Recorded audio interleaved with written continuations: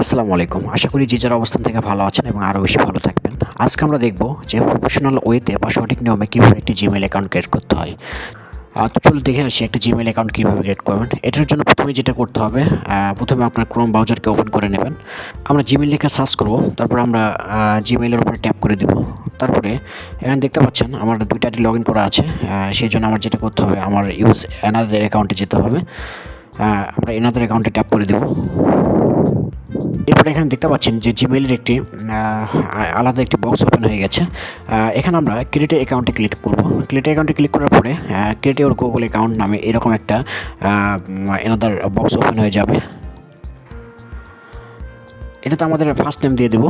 আমরা আসলে যে অ্যাকাউন্টটি খুলতে যাচ্ছি বা যে নামটি দিতে যাচ্ছি রিলেটেড একটা ফার্স্ট নেম আমরা এখানে ইউজ করব এবং লাস্ট নেম একটা দিয়ে দেবো। তারপর একটা ইউজার নেম চুজ করবো। আসলে আমরা নিজের পছন্দ মতো একটা ইউজার নেম চুজ করতে পারি। এটা যদি জিমেইলে অ্যাভেলেবল থাকে তাহলে আমরা সেই ইউজার নেম দিয়ে আমাদের অ্যাকাউন্টটি খুব সহজেই ক্রিয়েট করে নিতে পারবো। আর যদি অ্যাভেলেবল না থাকে, জিমেইল আপনাকে সাজেস্ট করবে যে আসলে আপনি কী ধরনের নাম আপনাকে দিতে হবে, বা জিমেইল একটা সাজেস্ট নেম আপনাকে দিয়ে দেবে, আপনি সেখান থেকে চুজ করে নিতে পারবেন।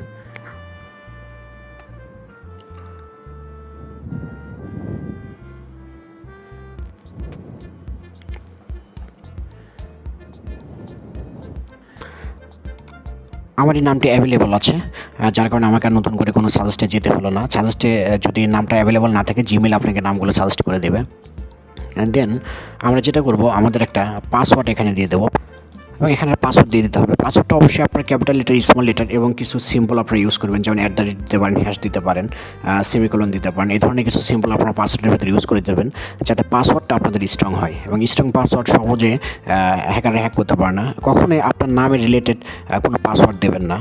যেমন আমি এখানে সাইফুল ইসলাম লিখেছি, সাইফুল 1 2 3 বা সাইফুল 1 2 3 4, এই ধরনের নাম কখনই দেওয়া উচিত না, যেটা সহজেই হ্যাকাররা হ্যাক করে নিতে পারে। কারণ হ্যাকাররা যখন ট্রাই করে, প্রথমে আপনার নাম বা আপনার যে সকল তথ্য আছে আপনার সম্পর্কিত, সেই সকল তথ্য দিয়ে আগে পাসওয়ার্ডগুলো দেওয়ার ট্রাই করে।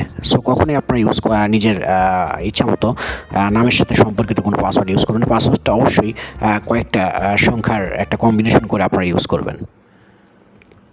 পাসওয়ার্ডটা হয়ে গেলে আমরা নেক্সট বারে ট্যাপ করে দেব। এখন আমরা একটি ফোন নাম্বার দেবো। ফোন নাম্বার দিয়ে আমাদের অ্যাকাউন্টটিকে আমরা ভেরিফাই করে নেব। এতে আমাদের অ্যাকাউন্টটি আরও সিকিউর হবে। কোনো প্রকার ঝামেলা পরবর্তীতে আমাদেরকে বেশি পোহাতে হবে না। যার কারণে আমরা একটা অ্যাকাউন্ট নাম্বার এখানে দিয়ে দেবো এবং একটি রিকভারি ইমেল আমরা দিয়ে দেবো, যেটাতে পরবর্তীতে আমাদের অ্যাকাউন্টে কোনো প্রবলেম হলে এই ইমেল অথবা এই ফোন নাম্বার দিয়ে যেন আমরা অ্যাকাউন্টটিকে আবার রিকভার করতে পারি, এর জন্য আমরা একটা রিকভারি ইমেল এখানে দিয়ে দেবো। আমি আমার একটি রিকভারি ইমেল এখানে লিখে দিচ্ছি, যেটাতে আমি পরবর্তীতে রিকভারির যে কোনো ধরনের কাজ অথবা সিকিউরিটি রিলেটেড কোনো কাজ থাকলে সেটা আমি এই অ্যাকাউন্টের দ্বারা করে নেব।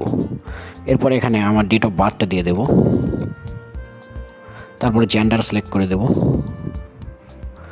দেন আমরা নেক্সট বাটনে ট্যাপ করে দেব।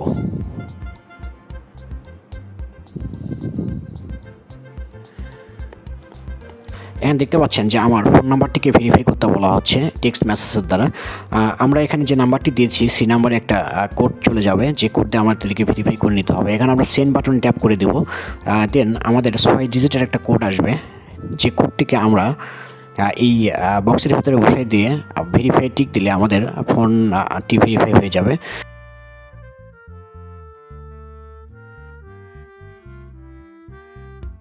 আপনারা দেখতে পাচ্ছেন আমি নাম্বারটি দিয়ে দিলাম এবং ভেরিফাই বাটনে টিক দিয়ে দিলাম, এবং সঙ্গে সঙ্গে আমার ফোন নাম্বারটি ভেরিফাই হয়ে গেল এবং ইয়েস আই অ্যাম ইন। এরপরে টার্মস অ্যান্ড কন্ডিশন কিছু আসবে, যেগুলো একটু পড়ে নেবেন। পড়ে নেওয়ার পরে যদি সম্ভব হয় পড়ে নেবেন। পড়ে নেওয়ার পরে আই এগ্রি বাটনে ট্যাপ করে দেবেন।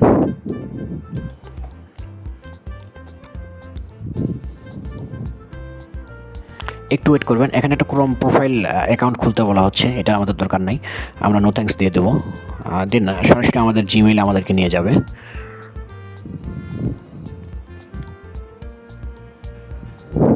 এবং দেখতে পাচ্ছেন আমার জিমেইল অ্যাকাউন্ট খোলার কাজটি পুরোপুরি সম্পূর্ণ হয়ে গেল। এইভাবে আসলে প্রফেশনাল ওয়েতে একটা জিমেইল অ্যাকাউন্ট খুলতে হয়। এই অ্যাকাউন্টটিতে পরবর্তীতে আপনারা চাইলে অনেক ধরনের কাজ করতে পারবেন, যেমন কোনো সোশ্যাল মিডিয়া অ্যাকাউন্ট যদি খুলতে চান বা কোনো মেইল যদি আদান প্রদান করতে চান, আপনারা এই অ্যাকাউন্ট দিয়ে সেগুলো করতে পারবেন। এগুলো আরও কিছু কাস্টমাইজের কাজ আছে। আজকে ভিডিওটি অনেক বড় হয়ে যাচ্ছে, পরবর্তীতে জিমেইল অ্যাকাউন্ট কীভাবে কাস্টমাইজ করতে হয় এই রিলেটেড একটা ভিডিও বানিয়ে দেবো, আপনারা দেখে নেবেন। সকলকে অসংখ্য ধন্যবাদ জানিয়ে এখানে শেষ করছি। আসসালামু আলাইকুম।